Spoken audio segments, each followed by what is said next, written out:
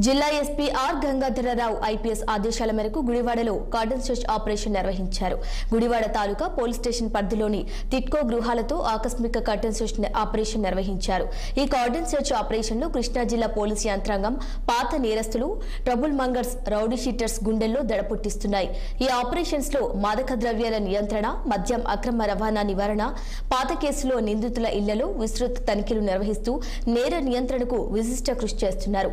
ఎవరైనా అనుమానితంగా తారసపడితే వారి వివరాలను సేకరించి గత నేర చరిత్ర ఏమైనా ఉందా లేదా అని విచారణ చేపడుతున్నారు. సరైన ధృవపత్రాలు లేని 33 ద్విచక్ర వాహనాలను స్వాధీనం చేసుకున్నారు.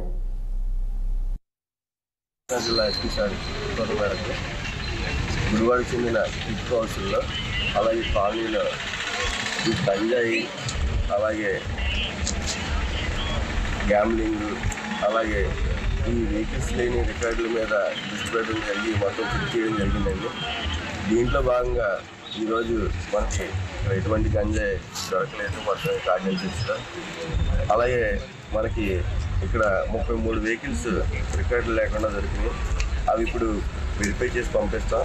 రికార్డు లేని వెహికల్స్కి చేసి తీసుకెళ్ళి కేసు నమోదు చేయడం జరుగుతుంది.